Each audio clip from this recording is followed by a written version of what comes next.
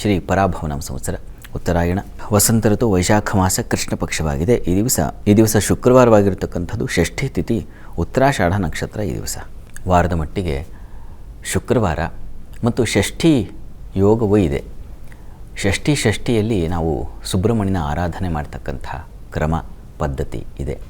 ಸುಬ್ರಹ್ಮಣ್ಯ ಸನ್ನಿಧಾನಕ್ಕೆ ಹೋಗಿ ಒಂದು ವಿಶೇಷ ಸೇವೆ ಸಲ್ಲಿಸ್ತಕ್ಕಂಥದ್ದು.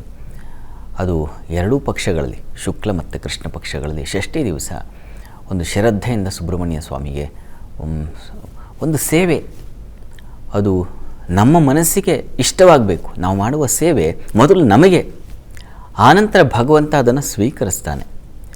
ನಾವೇ ಅಸಮಾಧಾನವಾಗಿ ಹೋಗೋದು, ನಾವೇ ಅಸಮಾಧಾನವಾಗಿ ಪೂಜೆ ಮಾಡೋದು, ನಾವೇ ಮನಸ್ಸೆಲ್ಲೋ ಇರುತ್ತೆ, ದೇಹ ಮಾತ್ರ ದೇವಸ್ಥಾನದಲ್ಲಿರುತ್ತೆ, ಮನಸ್ಸು ಬೇರೆ ಬೇರೆ ಬೇರೆ ಆಲೋಚನೆಗಳಲ್ಲಿ ತೊಡಗಿರುತ್ತೆ. ಈ ಥರದ್ದು ಸೇವೆ ಭಗವಂತನಿಗೆ ಸಮರ್ಪಣೆ ಮಾಡಲಿಕ್ಕೆ ಬರೋದಿಲ್ಲ, ಆತ ಸ್ವೀಕರಿಸೋದಿಲ್ಲ. ಈ ಕಾರಣದಿಂದಾಗಿ ಈ ದಿವಸ ಶ್ರದ್ಧಾ ಅದೇ ಒಂದು ಪುಷ್ಪವಾಗಬೇಕು, ಶ್ರದ್ಧೆಯೇ ಒಂದು ಸೇವೆಯಾಗಬೇಕು. ಆ ರೀತಿಯಲ್ಲಿ ಭಗವದರ ಆರಾಧನೆ ಅದು ಅತ್ಯಂತ ಶ್ರೇಯಸ್ಕರವಾದದ್ದು. ಆ ರೀತಿಯಲ್ಲಿ ದೇವಸ್ಥಾನಕ್ಕೆ ಹೋಗಿ ಬನ್ನಿ. ಶುಕ್ರವಾರವಾಗಿದೆ. ಭೃಗುವಿನ ವಾರದಲ್ಲಿ ಏನೂ ಸಾಧನೆ ಮಾಡ್ತಕ್ಕಂಥದ್ದು, ಕ್ಲಿಷ್ಟವಾದದ್ದನ್ನು ಸಾಧಿಸ್ತಕ್ಕಂಥದ್ದೆಲ್ಲ ಶುಕ್ರವಾರ ಮಾಡಿದ್ರೆ ಸುಲಭವಾಗುತ್ತೆ ಅಂತ. ಯಾಕೆಂದರೆ ಶುಕ್ರನ ಆ ಭೃಗುವಿನ ವಂಶಜರೆಲ್ಲ ಹಾಗೆ ಮಹಾ ಸಾಹಸಗಳನ್ನು ಮಾಡಿರ್ತಕ್ಕಂಥವ್ರು. ಹೀಗಾಗಿ ಯಾವುದಾದ್ರು ವ್ಯಾಪಾರ ವಹಿವಾಟು ಇವುಗಳಲ್ಲೆಲ್ಲ ಅವರೇ ಹೇಳ್ಕೊಟ್ಟು ಪಾಠ. ಭೃಗುವಿನ ಆ ಮಹರ್ಷಿಗಳಿಂದ ಬಂದಂಥ ಪಾಠಗಳಿವೆಲ್ಲ.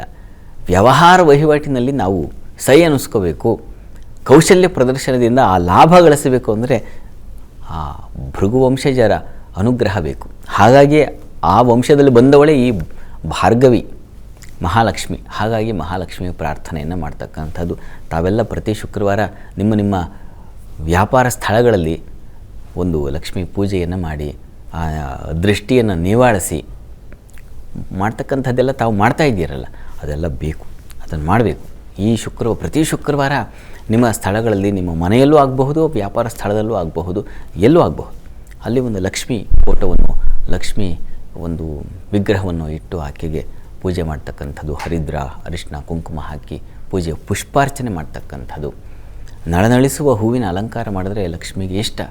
ಇದನ್ನೆಲ್ಲ ತಾವು ತಪ್ಪದೆ ಮಾಡಿ. ಈ ದಿವಸ ಲಕ್ಷ್ಮೀ ಕೃಪೆಯಾಗುತ್ತೆ.